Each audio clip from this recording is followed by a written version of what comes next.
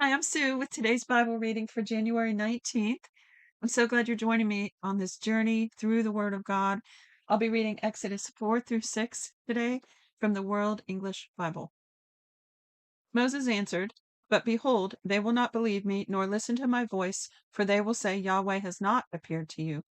Now he's talking about when he goes before the leaders of Israel in Egypt.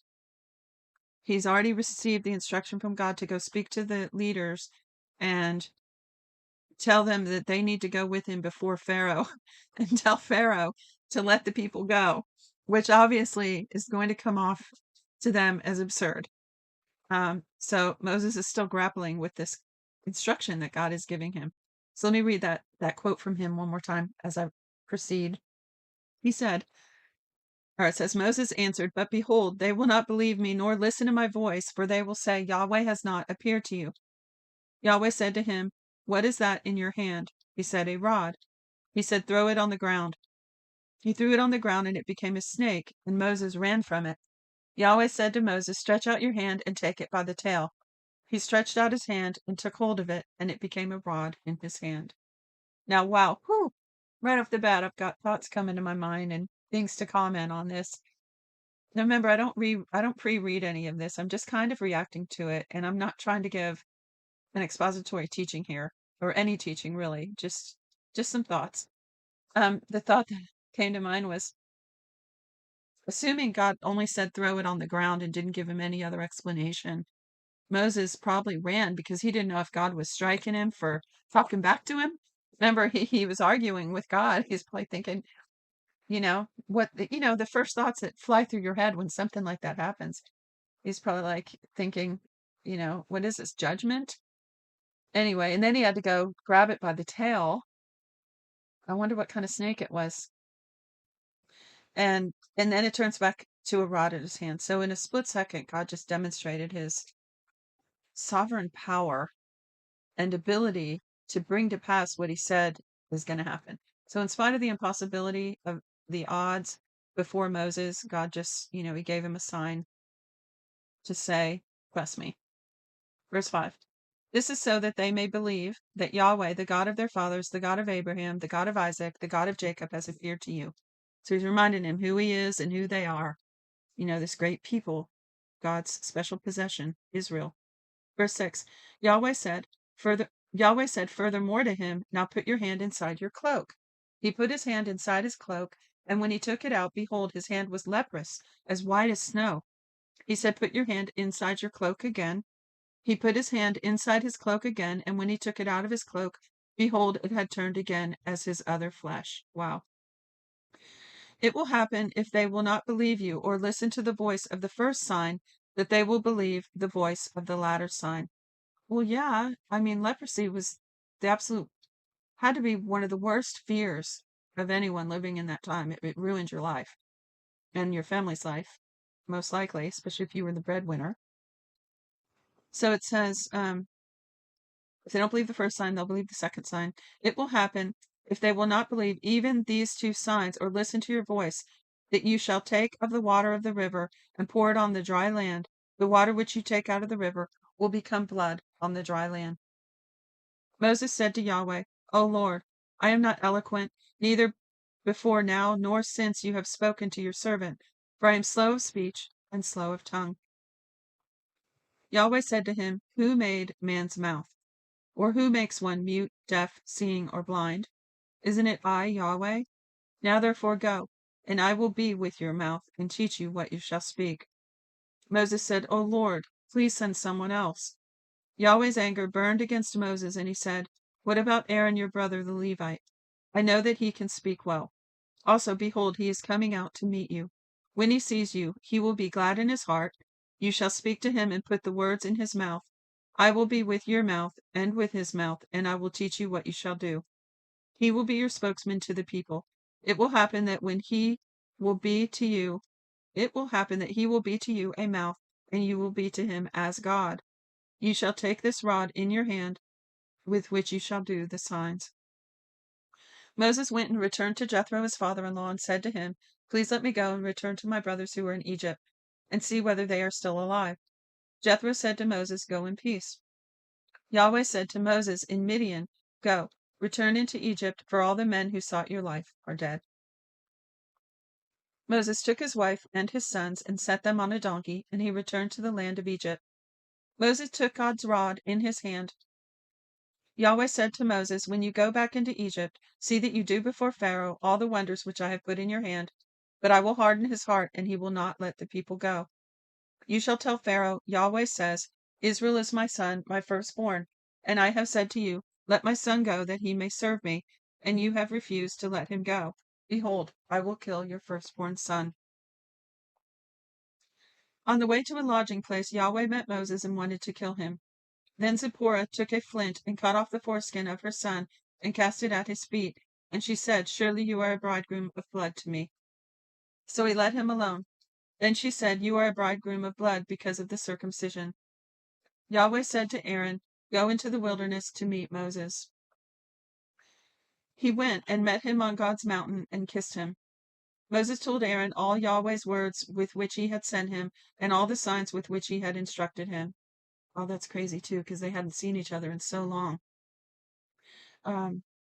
And remember, Moses was raised up in Pharaoh's house and Aaron in his parents' house, we assume.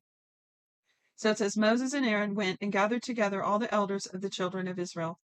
Aaron spoke all the words which Yahweh had spoken to Moses and did the signs in the sight of the people. The people believed, and when they heard that Yahweh had visited the children of Israel and that he had seen their affliction, then they bowed their heads and worshipped. Afterward, Moses and Aaron came and said to Pharaoh, "This is what Yahweh, the God of Israel, says. Let my people go, that they may hold a feast to me in the wilderness." Pharaoh said, "Who is Yahweh, that I should listen to his voice or let Israel go? I don't know Yahweh, and moreover, I will not let Israel go." They said, "The God of the Hebrews has met with us. Please let us go 3 days' journey into the wilderness and sacrifice to Yahweh our God, lest he fall on us with pestilence or with the sword."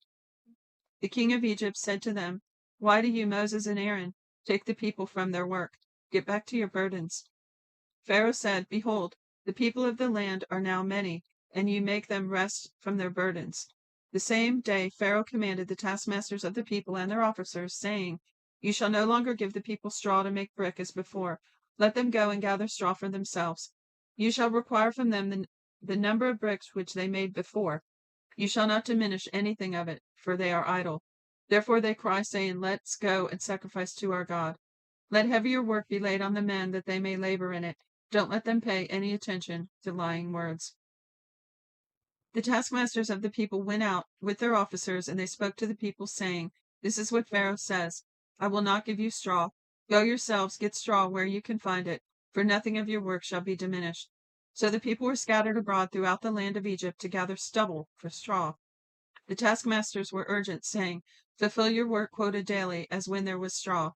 The officers of the children of Israel, whom Pharaoh's taskmasters had set over them, were beaten and were asked, "Why haven't you fulfilled your quota both yesterday and today in making brick as before?" Then the officers of the children of Israel came and cried to Pharaoh, saying, "Why do you deal this way with your servants? No straw is given to your servants, and they tell us, 'Make brick.' And behold, your servants are beaten, but the fault is in your own people." But Pharaoh said, "You are idle. You are idle. Therefore you say, 'Let's go and sacrifice to Yahweh.' Go therefore now and work, for no straw shall be given to you, yet you shall deliver the same number of bricks." The officers of the children of Israel saw that they were in trouble when it was said, "You shall not diminish anything from your daily quota of bricks." They met Moses and Aaron, who stood along the way, and they came out from Pharaoh. They said to them, "May Yahweh look at you and judge, because you have made us a stench to be abhorred in the eyes of Pharaoh and in the eyes of his servants, to put a sword in their hand to kill us." Moses returned to Yahweh and said, "Lord, why have you brought trouble on this people? Why is it that you have sent me? For since I came to Pharaoh to speak in your name, he has brought trouble on this people. You have not rescued your people at all."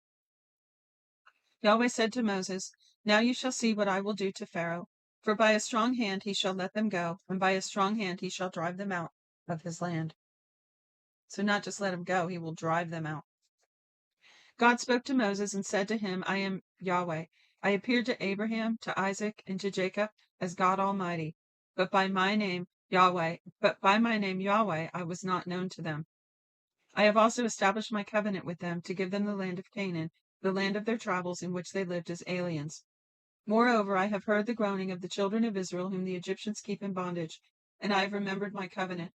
Therefore tell the children of Israel, I am Yahweh, and I will bring you out from under the burdens of the Egyptians, and I will rid you out of their bondage, and I will redeem you with an outstretched arm and with great judgments. I will take you to myself for a people. I will be your God, and you shall know that I am Yahweh your God, who brings you out from under the burdens of the Egyptians. I will bring you into the land which I swore to give to Abraham, to Isaac, and to Jacob, and I will give it to you for a heritage. I am Yahweh. Moses spoke so to the children of Israel, but they didn't listen to Moses for anguish of spirit and for cruel bondage. Yahweh spoke to Moses, saying, Go in, speak to Pharaoh, king of Egypt, that he let the children of Israel go out of this land. Moses spoke before Yahweh, saying, Behold, the children of Israel haven't listened to me. How then shall Pharaoh listen to me when I have uncircumcised lips? Yahweh spoke to Moses and to Aaron, and gave them a command to the children of Israel and to Pharaoh, king of Egypt, to bring the children of Israel out of the land of Egypt. These are the heads of the fathers' houses. The sons of Reuben, the firstborn of Israel, Hanok, and Palu, Ezron, and Carmi. These are the families of Reuben. The sons of Simeon, Jemuel, and Jamin, and Ohad, and Jachin, and Zophar, and Shaul, the son of the Canaanite woman. These are the families of Simeon. These are the names of the sons of Levi according to their generations, Gershon and Kohath and Merari, and the years of the life of Levi were 137 years. The sons of Gershon, Libni and Shimei, according to their families. The sons of Kohath, Amram and Ishar and Hebron and Uziel, and the years of the life of Kohath were 133 years. The sons of Merari, Mali and Mushi, these are the families of the Levites according to their generations. Amram took Jochebed, his father's sister, to himself as a wife. That's Moses' parents, Amram and Jochebed. And she bore him Aaron and Moses. The years of the life of Amram were 137 years. The sons of Izhar, Korah, Nepheg, and Zikri. The sons of Uziel, Mishael, Elsaphan, and Zithri. Aaron took Elisheba, the daughter of Aminadab, the sister of Nahshon, as his wife, and she bore him Nadab and Abihu, Eleazar, and Ithamar. The sons of Korah, Asher, Elkanah, Abiasaph, these are the families of the Korahites. Eleazar, Aaron's son, took one of the daughters of Putiel as his wife, and she bore him Phinehas. These are the heads of the fathers of the house of the Levites according to their families. These are that Aaron and Moses, to whom Yahweh said, Bring out the children from the land of Israel, a land of Egypt, according to their armies. These are those who spoke to Pharaoh, king of Egypt, to bring out the children of Israel from Egypt. These are that Moses and Aaron. It's a funny way to say that. I want to read the last two verses again. It says, These are that Aaron and Moses, to whom Yahweh said, Bring out the children of Israel from the land of Egypt according to their armies. Why does it say armies there? These are those who spoke to Pharaoh, king of Egypt, to bring out the children of Israel from Egypt. These are that Moses and Aaron. Verse 28, on the day when Yahweh spoke to Moses in the land of Egypt, Yahweh said to Moses, I am Yahweh. Tell Pharaoh, king of Egypt, all that I tell you. Moses said before Yahweh, Behold, I am of uncircumcised lips, and how shall Pharaoh listen to me? That's it for today. Right in the middle of the story, leaving us hanging again. And wow, Moses was really struggling with those instructions, wasn't he? And again, like so many times, because he can't see what God has planned in front of him. He only sees the impossibility when God already has it worked out. That's a good lesson for us for today. Well, hope you'll join me tomorrow for the continuation of the story. And until then, God bless you.